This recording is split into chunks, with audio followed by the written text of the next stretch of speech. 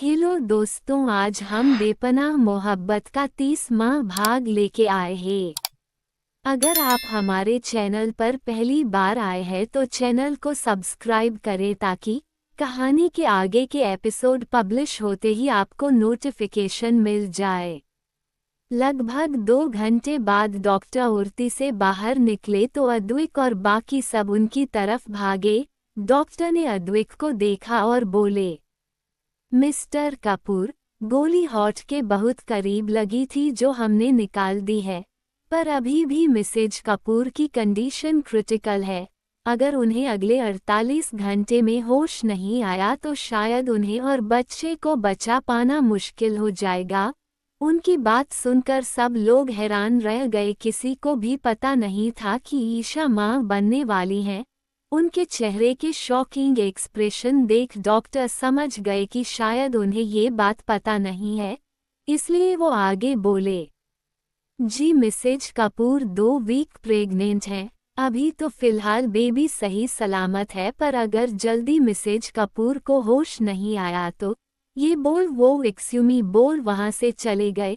वहीं उनकी बात सुनकर अद्विक को समझ नहीं आया कि वो इस बात की खुशी मनाए कि वो बाप बनने वाला है या उसकी बीवी या बच्चे की जान खतरे में है। इस बात का दुख मनाए ईशा को आईसीयू में शिफ्ट कर दिया गया था। वैसे तो अभी उससे मिलने की परमिशन किसी को भी नहीं थी, पर अद्विक ने डॉक्टर से परमिशन ली थी एक बार अपनी शोना को देखने की। वो धीमे कदमों से चलते हुए आईसीयू के अंदर गया तो बेड पर बेहोश लेटी अपनी नाजुक सी शोना को देख उसकी आंखों से आंसू बह निकले। ईशा इस समय कई तरह की मशीनों से घिरी हुई थी। उसके इस समय उसे एक ढीला सा गाउन पहनाया हुआ था जिसमें से एक कंधे पर बंदी पट्टी दिखाई दे रही थी। उसे ऐसे इस हालत में देख अद्विक को बहुत तकलीफ हो रही थी। उसका दिल टूट गया था अपनी शोना को ऐसे देख। पीला पड़ा चेहरा जिसकी सारी रौनक गायब हो गई थी। वो धीरे से चलते हुए उसके पास गया और वहां रखे स्टूल पर बैठ गया। उसने ईशा का हाथ धीरे से अपने हाथ में लिया और उसे अपने माथे से लगाए रो पड़ा। वो उसके हाथ को चूमते हुए बोला, क्यों किया आपने ऐसे शोना? आपको पता है ना आपको कुछ हो मुझे बिल्कुल बर्दाश्त नहीं होता। फिर आपको कितनी तकलीफ हो रही होगी मेरे बच्चे को। प्लीज़ जल्दी ठीक हो जाए। आपको पता है ना मैं आपके बिना नहीं रह सकता। ये बोल वो फिर रोने लगा। तभी उसकी नज़र ईशा के पेट पर गई तो उसे डॉक्टर की बात याद आई। उसने धीरे से अपना कांपता हुआ हाथ ईशा के पेट पर रखा और आंखें बंद कर ली और बोला, मेरे लिए ना सही, इसके लिए जल्दी ठीक हो जाए। आप कहती थी ना कि आपको पहले एक बेटा चाहिए, तो देखिए हमारे प्यार की निशानी आपके पेट में है। प्लीज़ इसके लिए जल्दी ठीक हो जाए। कुछ देर वो वहीं बैठा ईशा से बातें करता रहा। तभी नर्स अंदर आए और उसे देख बोली, सर अब आपको जाना होगा, आप ज़्यादा टाइम यहाँ नहीं रह सकते। अद्विक ने उसकी बात सुनी और हाँ में गर्दन हिला दी। वो उठा और उसने झुककर शिद्दत से ईशा का माथा चूम लिया और बोला, अब तभी आपके पास आऊँगा जब आपके गुनहगार को सजा दे दूँ। जितना दर्द उसने आपको दिया है उससे 100 गुना ज़्यादा दर्द मैं उसे दूंगा। जितना खून आपका बहा है उससे 2 गुना ज़्यादा खून उसका बहाऊंगा। तब तक आप मेरा इंतज़ार कीजिए और हाँ, मेरे आने तक आप उठी हुई होनी चाहिए, वरना फिर मैं आपको अपने तरीके से उठाऊंगा। ये बोल उसने एक और बार ईशा का माथा चूमा और वहां से चला गया।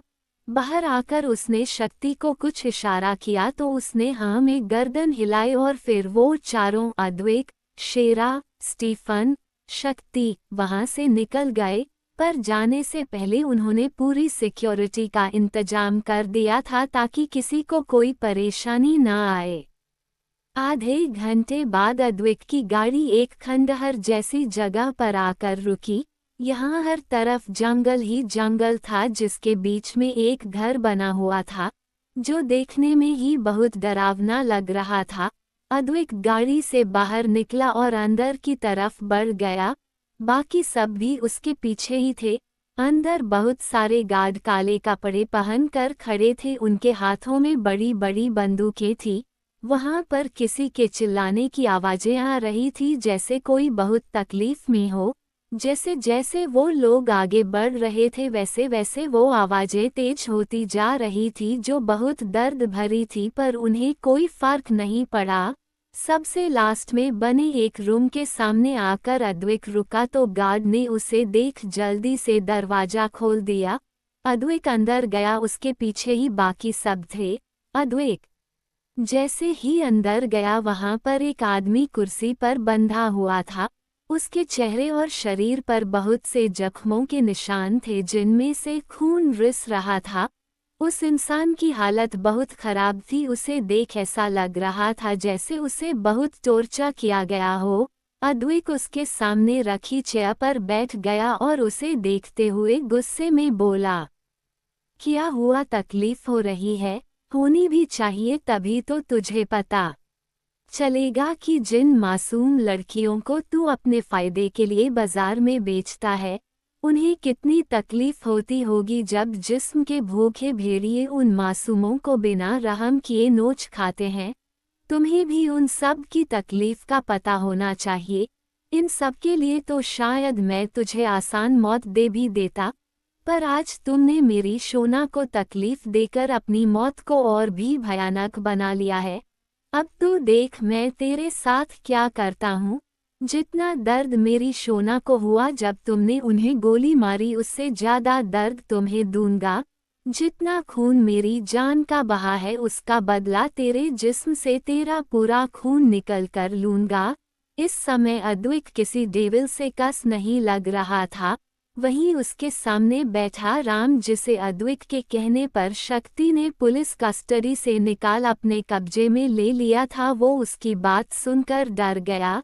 इस समय अद्विक उसे साक्षात जयराज लग रहा था, पर उसने अपने चेहरे पर कुछ नहीं आने दिया और बेशर्मों की तरह हंसते हुए बोला, मुझे तो लगा था कि तू मेरी उस सौतेली बेटी का अंतिम संस्कार कर रहा होगा, पर तू तो यहाँ मेरे सामने बैठा है।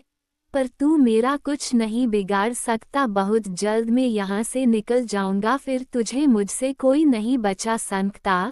ये बोल वो पागलों की तरह हंसने लगा। वहीं उसके मुंह से ईशा के बारे में सुनकर अद्विक को बहुत गुस्सा आया, पर राम की आगे की बात सुनकर अद्विक हंसते हुए बोला, तुझे सच में लगता है कि तू यहाँ से बचकर निकल पाएगा? यह अद्विक कपूर की जेल है, इस डेविल की जेल। यहाँ पर लोग आते तो है पर जिंदा वापस जा नहीं पाते। तू भी यहाँ से जिंदा नहीं जा पाएगा। ये बोल उसने घूर कर राम को देखा, वही राम भी उसे गुस्से में घूर रहा था।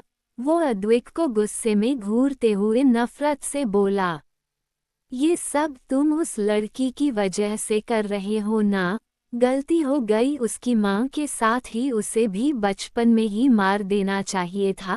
वो आगे कुछ बोलता उससे पहले ही अद्विक ने एक जोरदार मुक्का उसके चेहरे पर मारा, तो राम का चेहरा एक तरफ झुक गया और नाक और मुंह से खून आने लगा। फिर अद्विक बिना रुके उसे मारने लगा। वहां राम की दर्द भरी चीखें गूंज रही थी, पर किसी को भी कोई फर्क नहीं पड़ रहा था। अद्विक उस पर बिल्कुल भी रहम नहीं कर रहा था। उसने प्लास से उसके हाथों के नाखूनों को एक एक कर उसके जिस्म से अलग कर दिया। राम उससे उसे छोड़ने की भीख मांग रहा था, पर अद्विक को उस पर बिल्कुल दया नहीं आई। उसकी आंखों के सामने ईशा का चेहरा घूम रहा था जब वो खून से लथपथ उसकी बाहों में थी। ये याद कर अद्विक का गुस्सा बढ़ता ही जा रहा था और इसी के साथ उसकी बेरहमी भी बढ़ती जा रही थी। राम की हालत खराब हो चुकी थी, सांसें धीमी चल रही थी। वो और दर्द बर्दाश्त नहीं कर सकता और बेहोश हो गया। उसे बेहोश देख अद्विक ने गार्ड की तरफ देखा और अपनी सख्त आवाज में बोला, यह मरना नहीं चाहिए, इसे इतना टॉर्चर करो कि यह अपनी मौत की भीख मांगे, पर इसे मौत मत देना। गार्ड ने हाँ में गर्दन हिलाई तो अद्विक वहां से निकल गया। बाकी सब भी उसके पीछे ही थे। तभी शक्ति जो उसके पीछे चल रहा था उसने उसके कंधे पर हाथ रखा तो अद्विक रुक। उसने शक्ति की तरफ देखा तो शक्ति उसके कपड़ों की तरफ इशारा करते हुए बोला, पहले कपड़े चेंज कर ली, अगर गुड़िया उठ गई होगी और तुम्हें ऐसे देखा तो उसे अच्छा नहीं लगेगा। उसकी बात सुनकर अद्विक ने खुद को देखा तो उसके कपड़ों पर जगह जगह खून के छींटे थे। उसके चेहरे पर भी खून के छींटे पड़े हुए थे जो उसे और भी डरावना बना रहे थे। अद्विक ने हाँ में गर्दन हिलाई और वहां से एक रूम की तरफ बढ़ गया। कुछ देर बाद वो फ्रेश होकर और कपड़े चेंज कर आया और सब लोग हॉस्पिटल के लिए निकल गए। जैसे ही वो लोग हॉस्पिटल पहुंचे अद्विक जल्दी से गाड़ी से बाहर निकल अंदर की तरफ चला गया। उसे जल्द से जल्द अपनी शोना को देखना था। बाकी सब भी उसकी हालत समझ रहे थे, इसलिए किसी ने कुछ नहीं कहा और वो भी उसके पीछे पीछे अंदर चले गए। अद्विक जल्दी से यहाँ ईशा को रखा था उस फ्लोर पर आया, सब लोग वहीं मौजूद थे। उसने किसी पर ध्यान नहीं दिया और जिस वार्ड में ईशा थी वहां चला गया। किसी ने उसे कुछ नहीं कहा। उसने जाकर देखा तो ईशा अभी भी बेहोश बेजान बिस्तर पर लेटी हुई थी। अद्विक उसके पास गया और प्यार से उसका माथा चूम वहीं रखे स्टूल पर बैठ गया और उसने बालों को सहलाते हुए बोला, यह क्या शोना, मैंने कहा था ना कि मेरे आने तक आप उठ जाना, पर आप तो अभी भी सो रही है। देखो अब अपने आदि को और परेशान मत करो, जल्दी से उठ जाओ वरना फिर मैं आपसे नाराज हो जाऊंगा और बेबी से भी बोल दूंगा कि आपकी मम्मा आपके पापा को बहुत परेशान करती है। बिल्कुल मेरी बात नहीं मानती, फिर देखना बेबी आपसे नाराज हो जाएगा। इसलिए प्लीज जल्दी उठ जाए और अपने आदि को अपनी बाहों में ले लीजिए जान। आपका आदि आपको ऐसे नहीं देख पा रहा। इससे पहले कि टूट जाऊं प्लीज मुझे संभाल लीजिए शोना, प्लीज उठ जाए। ये बोलते समय अधिक की आंखें नम हो गई। उसने ईशा के हाथ को अपने हाथों में लिया और माथे से लगाकर बैठ गया। वहीं शक्ति ने जयराज जी और सोनिया जी को समझाकर घर भेज दिया था। निधि, विधि और सानिया ने जाने से मना कर दिया था। सबको पता था वो लोग नहीं मानने वाली, इसलिए किसी ने जिद नहीं की, पर शक्ति के कहने पर उसने उन लोगों को एक रूम में बिठा दिया था जो वेटिंग रूम था। सब लोग वहीं बैठे हुए थे। यहाँ स्टीफन की नज़र निधि पर थी तो शेरा की नज़र भी सानिया पर ही थी, जो गुमसुम सी बैठी थी। जब से हॉस्पिटल आए थे उसने एक बार भी शेरा की तरफ नहीं देखा था। शेरा को उसे ऐसे देख अच्छा नहीं लग रहा था। वो जानता था इस समय उसके मन में क्या चल रहा होगा। बचपन से आप जिसे अपने पिता मानते आए हो, अचानक एक दिन आपको पता चले कि वो इंसान तो आपका पिता है ही नहीं, तो खुद वजूद धुंधला सा पड़ जाता है। यही इस समय सानिया के साथ हो रहा था। शेरा उससे बात करना चाहता था पर सबके सामने कैसे बात करे यही समझ नहीं आ रहा था। तभी उसने देखा कि निधि और विधि एक साथ बैठी हुई थी। वहीं शक्ति भी प्रियंका के साथ बैठा हुआ था। निशा को उन्होंने घर भेज दिया था, स्टीफन उन्हें छोड़ने गया था। शेरा सानिया के पास गया और उसका हाथ पकड़ उसे उस रूम से बाहर ले गया। सानिया ने उसे देखा पर कुछ बोली नहीं, चुपचाप उसके पीछे चलती रही। शेरा उसे लेकर हॉस्पिटल के टेरेस पर आ गया। उसने उसका हाथ छोड़ा और उसके सामने खड़ा होकर उसे देखने लगा। सानिया चुपचाप उसके सामने सिर झुकाकर खड़ी थी।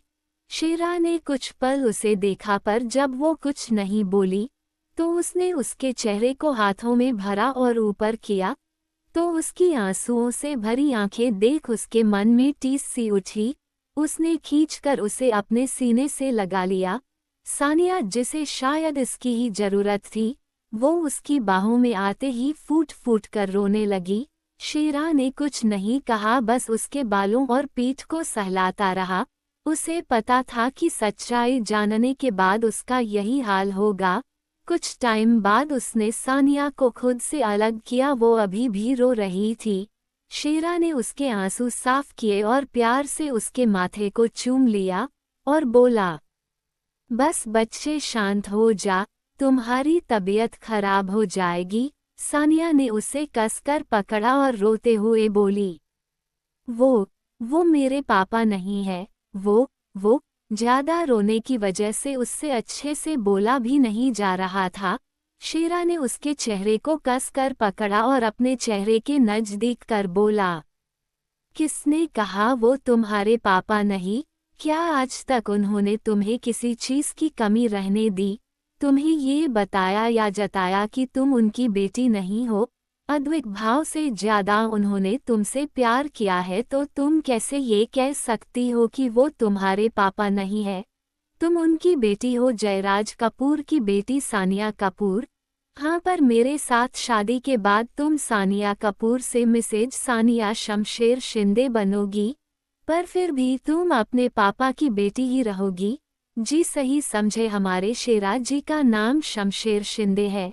देख लीजिए, पूरी स्टोरी खत्म होने को आई, पर इंसान ने आज तक अपना पूरा नाम किसी को नहीं बताया। अब बताया भी तो अपनी होने वाली बीवी को, यह नहीं कि जो इनकी स्टोरी पढ़ रहे हैं उनको भी बता दो हूँ। ये बोल वो मुस्कुरा दिया। सानिया जो उसे ही देख रही थी और उसकी बात सुन रही थी, खुद के लिए मिसेज शिंदे सुनकर वो शर्मा गई। उसके गाल लाल हो गए। उसने अपनी नजरें झुका ली। उसकी हिम्मत नहीं हो रही थी शेरा की तरफ देखने की। शेरा ने उसे ऐसे शर्माते देखा तो मुस्कुरा दिया। उसने सानिया को अपने सीने से लगा लिया और धीरे से उसके कान में सरगोशी करते हुए बोला, जान अभी से इतना शर्मा रही है तो शादी के बाद कितना शर्माएगी। सानिया ने कुछ नहीं कहा, बस उस पर अपनी पकड़ मजबूत कर दी और चेहरा उसके सीने में छुपा लिया। शेरा की मुस्कान और गहरी हो गई। रात को करीब 2 बजे अद्विक जो ईशा का हाथ पकड़े वहीं बैठे बैठे ही सो गया था। किसी के कराहने की आवाज सुनकर उसकी नींद खुल गई। उसने जल्दी से देखा तो ईशा को होश आ रहा था और दर्द की वजह से वो कराह रही थी। अद्विक ने उसे देखा और बोला, शोना। ईशा ने धीरे से अपनी आंखें खोली तो अपने सामने अद्विक का चेहरा देख उसकी आंखें नम हो गई। वो धीरे से उसे देखते हुए बोली, आदि। उसे देख अद्विक की आंखों से आंसू बह निकले। उसने प्यार से उसके माथे को चूमा और बोला, आप ठीक है? कहीं दर्द हो रहा है? मैं अभी डॉक्टर को बुलाता हूँ। ये बोल उसने जल्दी से डॉक्टर को बुलाया। डॉक्टर ने ईशा को चेक किया और बताया कि वो अब बिल्कुल ठीक है, पर खून ज्यादा बह जाने की वजह से कमजोरी आ गई है। ईशा ठीक है ये जान सबने चैन की सांस ली। निधि और विधि को जैसे ही पता चला कि ईशा को होश आ गया है, वो दोनों भागती हुई उसके पास आ गई। उसे देख दोनों की आंखों से फिर आंसू बह निकले। ईशा भी उन्हें देख रो पड़ी। उन तीनों का प्यार अलग ही था। कहने को तो ईशा उन दोनों की भाभी थी, पर उनमें बिल्कुल बहनों जैसा प्यार था। सानिया, शेरा, शक्ति, प्रियंका और स्टीफन भी उससे मिले। उसके बाद शक्ति सबको वहां से ले गया। अब उस रूम में बस अद्विक और ईशा ही थे। ईशा ने देखा अद्विक उससे दूर दीवार के पास खड़ा बस एकटक उसे ही देखे जा रहा था। ईशा ने उसकी तरफ देखा तो दोनों की नजरें मिली। ईशा की आंखें उसे देखते हुए एक बार और नम हो गई, वहीं अद्विक की आंखें भी अपनी शोना को ऐसे देख नम हो गई थी। ईशा ने धीरे से अपना हाथ उठा उसे अपने पास आने का इशारा किया, तो उसका इशारा मिलते ही अद्विक तेज कदमों से उसके पास आया और उसके सीने से लग गया। ईशा को दर्द तो हुआ पर उसने बर्दाश्त कर लिया, क्योंकि उसे पता था कि इस समय उसके आदि को उसकी जरूरत है। उसने अपना एक हाथ उठाकर उसे सिर पर रख दिया और बालों को सहलाने लगी।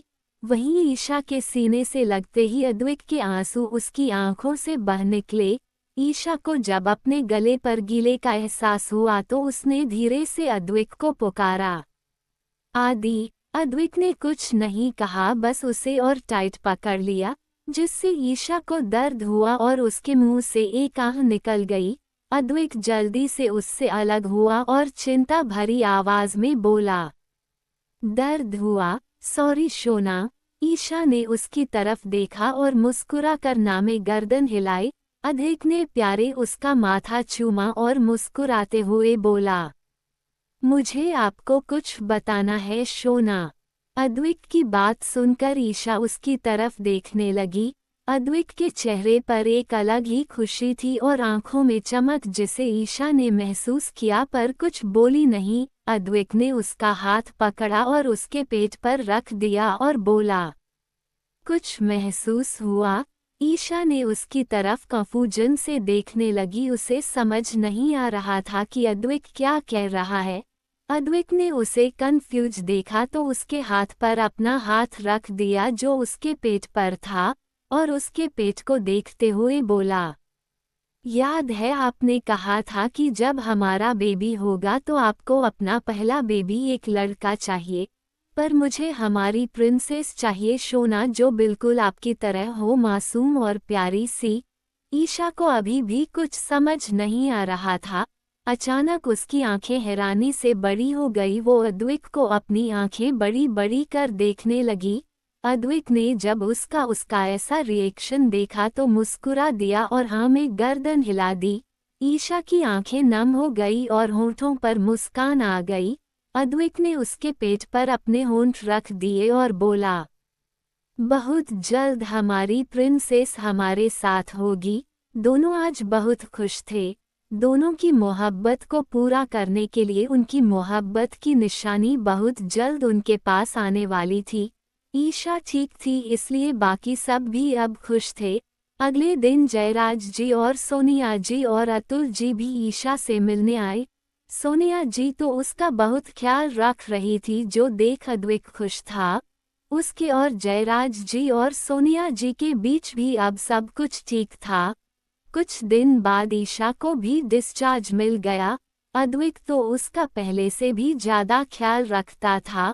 उसे नहाने से लेकर खाना खिलाने तक सब काम वो खुद अपने हाथों से करता। उसने नज़र रखने से भी मना कर दिया था। अपनी शोना का ख्याल वो खुद रखना चाहता था। सब लोग खुश थे। देखते ही देखते 5 महीने गुजर गए। ईशा के जख्म भी अच्छी तरह भर गए थे। उसे अब 6वां महीना लग चुका था। उसका पेट भी दिखाई देने लगा गया था। इन दिनों वो थोड़ी मोटी और पहले से भी सुंदर हो गई थी। हाँ, पर इन दिनों वो बहुत चिड़चिड़ी हो गई थी। बात बात पर गुस्सा हो जाती और नहीं तो रोने लग जाती। अद्विक उसके इन मूड स्विंग को समझ रहा था और बहुत प्यार से अपनी शोना के हर नखरों को झेल रहा था। रात का वक्त अचानक अद्विक की नींद खुली तो उसने अपने पास देखा पर ईशा को अपने पास ना देख वो घबरा गया। वो जल्दी से उठा और बाथरूम बालकनी सब चेक किया पर वो उसे कहीं नहीं मिली। वो जल्दी से अपने रूम से बाहर आया और हर जगह ईशा को देखने लगा पर वो उसे कहीं भी नहीं दिखाई दी। अद्विक बहुत घबरा गया। उसने जल्दी से शक्ति और शेरा को फोन किया। वो दोनों भी उठकर लिविंग रूम में आ गए। देखते ही देखते सब लोग उठ गए और ईशा को ढूंढने लगे। स्टीफन ने गार्ड को बुलाया और उससे पूछा तो उसने बताया कि उसने ईशा को कहीं बाहर जाते हुए नहीं देखा था। पूरे घर में ढूंढने के बाद भी ईशा कहीं नहीं मिल रही थी। अद्विक का डर और उसकी घबराहट बढ़ती जा रही थी क्योंकि अब उसकी शोना अकेली नहीं थी। उसके अंदर एक नन्ही सी जान पल रही थी। ऐसे में वो कहाँ जा सकती है। तभी एक सर्वेंट भागते हुए उनके पास आई और बोली, सर वो मैडम, वो किचन में। उसकी बात सुनकर सब लोग किचन की तरफ भागे। वहां जाकर देखा तो सबके चेहरे पर मुस्कान आ गई। वहीं अद्विक जिसका दिल घबराहट और बेचैनी से भरा हुआ था अब वहां सुकून भरने लगा। जिसे वो लोग पूरे घर में ढूंढ रहे थे वो किचन में स्लैब के नीचे बैठी बैठी सो रही थी। मैडम के हाथ में आइसक्रीम का डिब्बा था और चेहरे पर भी आइसक्रीम लगी हुई थी। मतलब वो आइसक्रीम खाते हुए वहीं सो गई थी। विधि ने ईशा की तरफ देखा और मुस्कुराते हुए बोली, ये देखो, जिन्हें ढूंढ ढूंढ कर हम सब परेशान हो रहे हैं वो तो मजे से यहाँ आइसक्रीम खा कर सो रही है। तभी निधि उसकी बात सुनकर मुस्कुराते हुए ईशा को देख बोली, पर जो भी कहो भाभी लग बहुत क्यूट रही है। तभी शेरा बोला, पर यह यहाँ ऐसे क्यों सोई हुई है। सानिया जो उसके पास खड़ी थी वो उसकी बात सुनकर बोली, पक्का भाभी भाई से छुपकर आइसक्रीम खाने आई होगी, क्योंकि भाई तो उन्हें आइसक्रीम खाने देते नहीं है इसलिए।